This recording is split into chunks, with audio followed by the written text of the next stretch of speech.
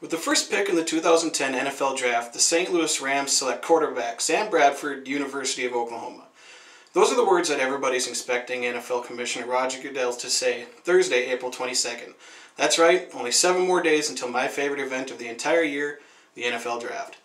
This is the event that gives NFL fans hope for the upcoming season. It's the infusion of new young talent to their favorite teams. You sit and wait and you watch, hoping that your team drafts your favorite college players. I'm getting a little excited just thinking about it. The NFL Draft is one of the most watched and anticipated events for the most popular professional sport. But what is the NFL Draft? How does it work? And what makes it so popular? On the list of usual favorite yearly events, holidays, birthdays, etc., I have to put the NFL Draft at the top of my list. That's right, I like it way better than my birthday and Christmas. I've been watching the NFL Draft on TV for as long as I can remember, and honestly couldn't tell you the last time that I didn't watch it. I decided to go back to school to get a degree that will help me achieve a dream. And that dream is to someday be working in the NFL as an analyst, scout, coach, or even working in player personnel. I want to be one of those guys that sits in the war room, helps decide and pick the player that will draft in the draft. Who knows, maybe someday I could join ESPN draft analysts Mel Kiper Jr. and Todd McShay and analyze the draft as it unfolds. Any one of those scenarios would be a dream come true for me. But before I get ahead of myself, I'm going to share with you a little bit about the history of the draft, the basic setup and guidelines, and explain why the draft has become so popular.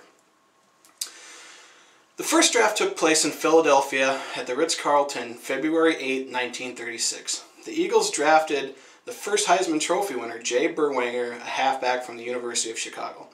Interesting fact about Jay is that he didn't actually play a single down in the NFL, and it's rumored that he used his Heisman Trophy as a doorstop. Sometimes you swing and miss on that first pick.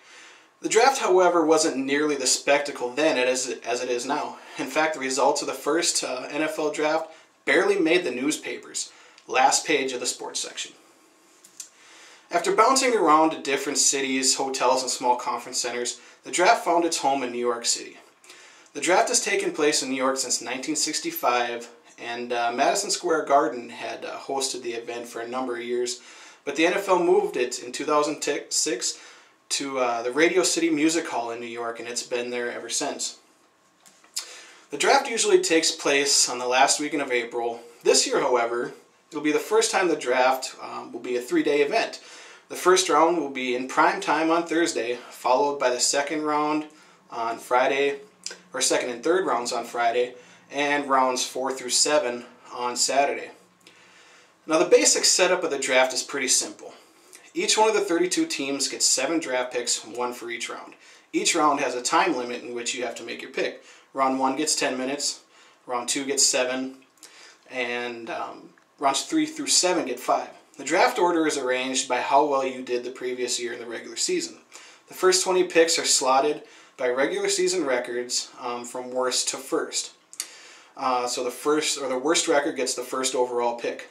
Picks 20 to 30 are arranged by the playoff results, and the Super Bowl decides the final 2 picks, with the winner getting the last pick in the draft. NFL scouts work year-round preparing for the draft, going to games, watching game tape, evaluating players, and gathering as much information on a player as possible. There are a couple significant events that help them get ready for the draft.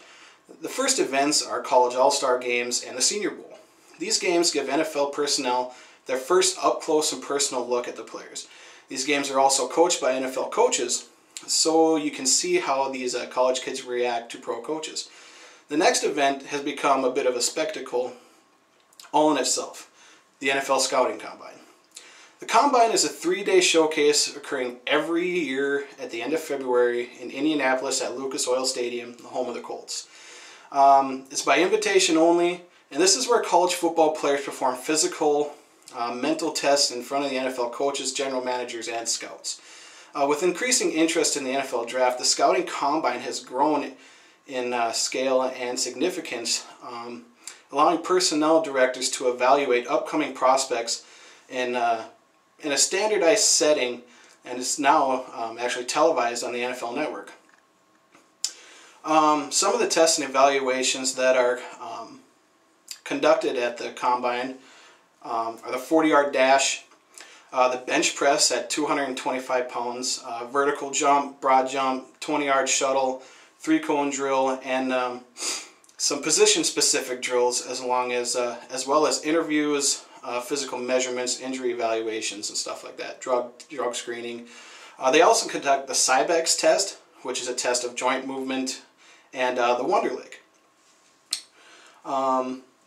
Players also conduct their own pro days and workouts at their colleges, campuses, and NFL locations.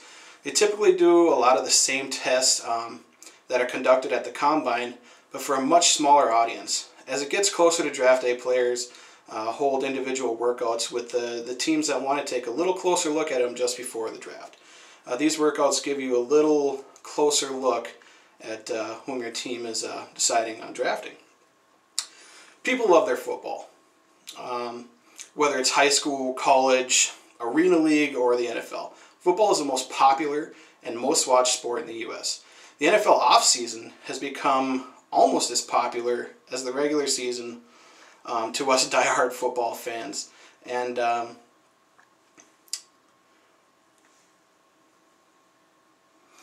because of the inception of NFL Network, it gives you 24/7, 365-day look behind the scenes of the NFL. Plus, the added coverage gives us our football fix from February until the regular season starts in August. I think one of the most intriguing aspects of the offseason is all the player movement. Players are released due to increasing age, off-the-field issues, contract issues. Teams make trades, acquire other players via free agency, and the infusion of bright, new, and exciting talent through the draft. So there you have it, a little closer look at my favorite event. Hopefully you have a little more knowledge concerning the brief history of the draft, the basic setup and guidelines, some of the special events leading up to, and what makes it so popular.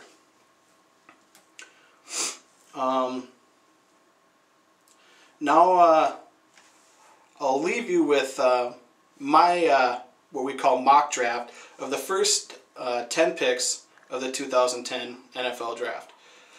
First pick, Sam Bradford, quarterback, University of Oklahoma.